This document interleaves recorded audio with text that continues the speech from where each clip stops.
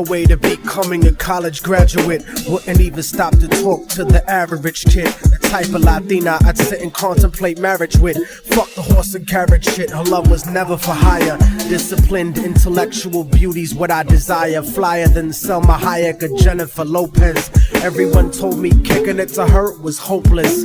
At first I just thought she didn't mess with broke kids. The thug niggas always talking about how they smoke kids, but the rich sniff coke kids. Got no play, I'm not even interested what her body language would say. Everyone around the way gave up trying to get in it, cause didn't matter how good your game was, she wasn't with it. All the block bitches was jealous, but wouldn't admit it. Talk shit and deny to everyone that they did it, cause they regretted the long list of niggas that they let hit it. And no one ever gave them shit except McDonald's and Diddick. Smoking weed with thoughts of envy whenever they lit it. She spoke intelligently and they bit it, always trying to copy, but when they tried to use her vocab they sounded sloppy. She had a style all her own, respectful and pure. I was sick in the head for her and there wasn't a cure.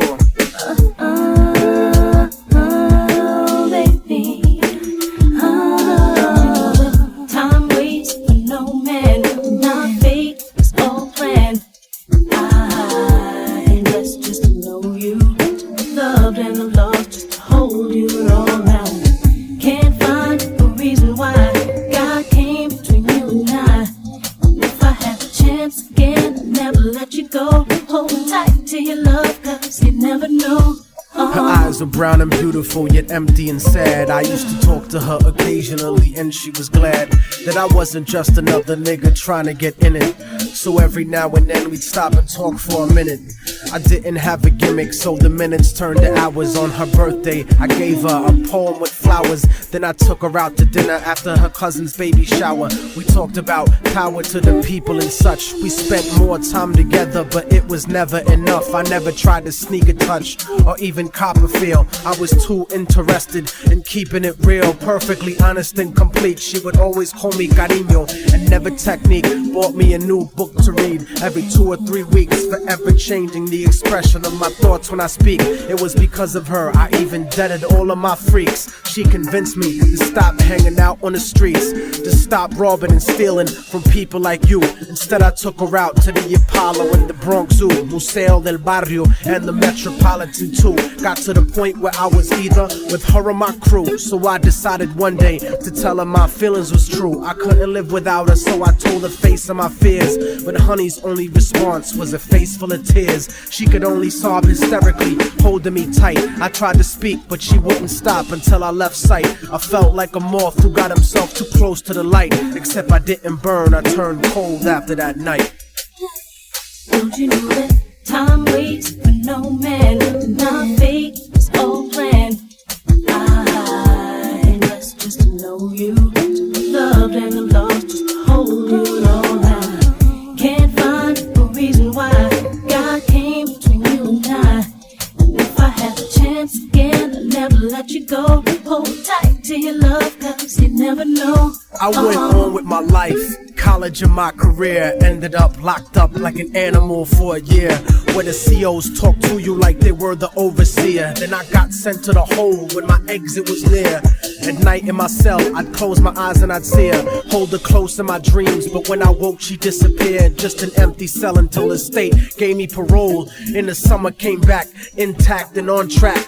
But the fact of the matter is I still felt cold. Even after my mother hugged me crying at home, my real niggas would catch me thinking out of my zone, fucking lots of different women. But I still felt alone, relatively well known around the New York underground. But I kept thinking of her and how we used to be down. The sound of her voice and the beautiful smell of her hair. Though gone physically, somehow it was still there. I had to do something because the shit was too much to bear. So I went and visited the building where she used to live. The world looks a lot different after you do a bid. Your way of life done changed, while primitive minds are still stuck in the same game. Like her cousin who was on the corner slinging cocaine, stepped in the lobby and tapped the button next to her last name. Her mom buzzed me up and hugged me up like a mother order, but her facial expression changed when I asked about her daughter. No man, not fake, it's all planned. I guess just to know you, to be loved and the lost, just to hold you all around. Can't find a reason why God came between you and I.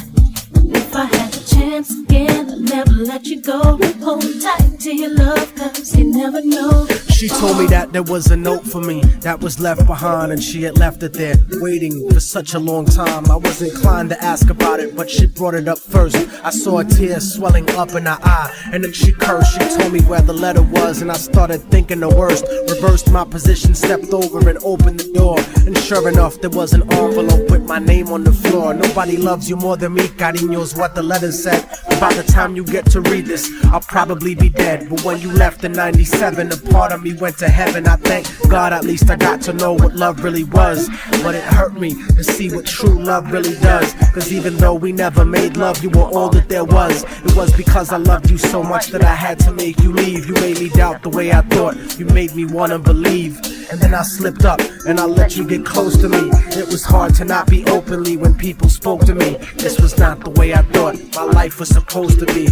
Baby, don't you see? I had a blood transfusion that left me with HIV. Hope didn't exist for me since late in 1993. I died a virgin, I wish I could have given myself to you. I cried in the hospital cause there was no one else but you. Promise that you'll meet me in paradise inevitably. No matter what, I'll keep your love forever with me. What happened for the rest of the day is still a blur, but I remember wishing that I was dead instead of her. She was buried on August 3rd. The story ends without a sequel, and now you know our technique. Don't fucking fall in love with people. Hold the person that you love closely if they're next to you. The one you love, not the person that simply has sex with you. Appreciate them to the fullest extent and then beyond, cause you never really know what you got until it's gone.